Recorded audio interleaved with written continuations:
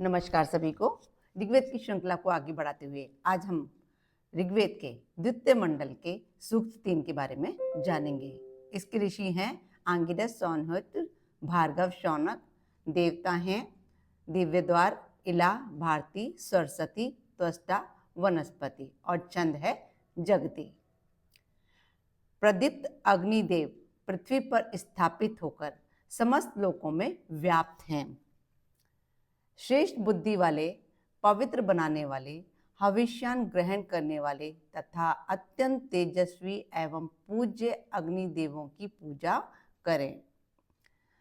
सबके द्वारा स्तुत्य ये अग्निदेव पृथ्वी, अंतरिक्ष और आकाश तीनों लोगों को अपने महान सामर्थ्य से प्रकाशित करते हुए स्नेह युक्त मन से हविष्यान को ग्रहण करते हुए यज्ञ स्थल में अपने दिव्य प्रभाव को प्रकट करते हैं।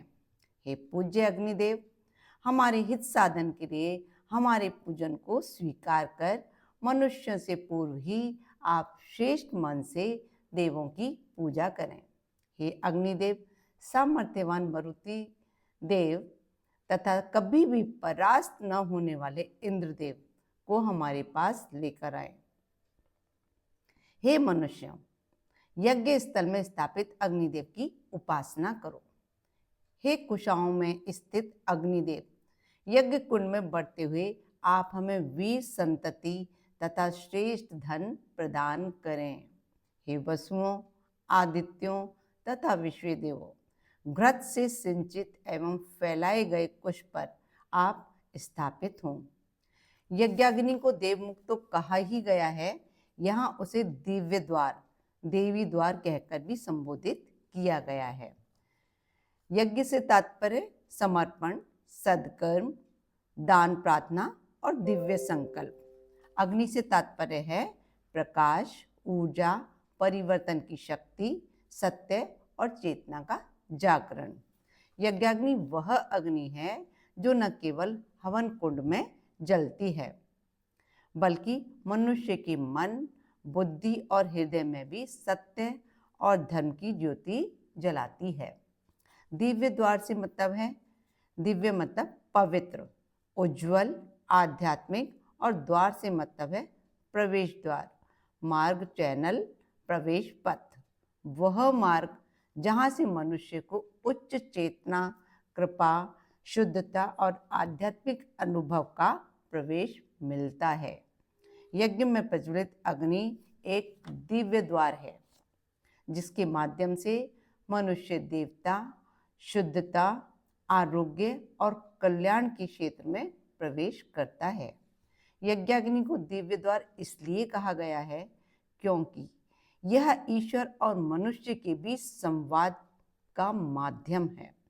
यह मन की नकारात्मकता को जलाकर प्रकाश की ओर ले जाती है। यह वातावरण को प्राणवान बनाती है। यह संकल्प शक्ति को दिव्य ऊर्जा से जोड़ देती है, अर्थात जिस प्रकार एक द्वार से हम दूसरी जगह प्रवेश करते हैं, उसी प्रकार यज्ञाग्नि से प्रार्थना दिव्य लोक में प्रवेश करती है।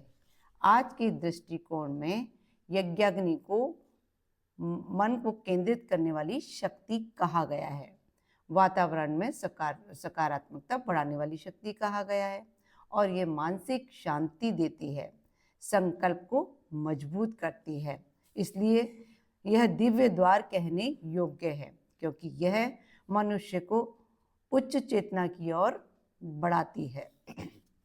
नमस्कार पूर्वक आवाहित होने वाला विस्तृत तथा सुखकर यह जो दिव्य द्वार यज्ञाग्नि है, मानव इसका सहारा ले देवों के साथ आदान प्रदान हेतु इसका उपयोग करे और देवों से संपर्क जोड़ने वाला, जीर्ण न होने वाला यह दिव्य द्वार श्रेष्ठ संतति एवं सुयश प्रदान करते हुए सतत विकासशील रहे। यहाँ दिन और रात्रि की प्रतीक उषा और नक्ता देवियों को संबोधित किया गया है।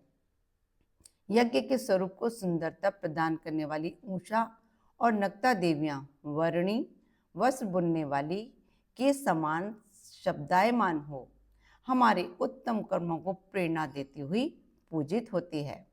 ये देवियां काल विभाग रूपी फैले धागों को बुनती हुई मनुष्य के जीवन रूपी वस्त्र को उत्तम प्रकार से गति करने योग्य बनाकर सभी प्रकार की कामनाओं को पूरा करते हुए अन्न और दुग्ध आदि से पूर्ण बनाती है।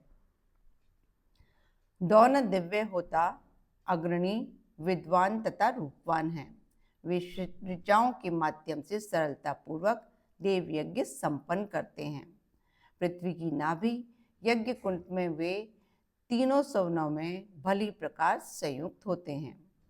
निकरार यास्क के अनुसार दिव्य अग्नि से अमी के दो रूप प्रकट हुए, एक अंतरिक्ष में पर्जन्य चक्र तथा दूसरे पृथ्वी पर यज्ञ चक्र का संचालन करते हैं, जिससे पृथ्वी पर पोषक तत्व पैदा होते हैं। पृथ्वी पर उत्पन्न पोषक पदार्थों से प्राणी जगत का पालन होता है।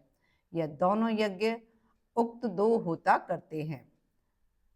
जब श्रेष्ठ याजक यज्ञ करते हैं तो यज्ञ कुंड में चलने वाली प्रक्रिया से अंतरिक्षीय पर्जन्य तथा जीव जगत के पालन दोनों की पुष्टि होती है। इस रूप में दोनों होता वहां संयुक्त हो जाते हैं।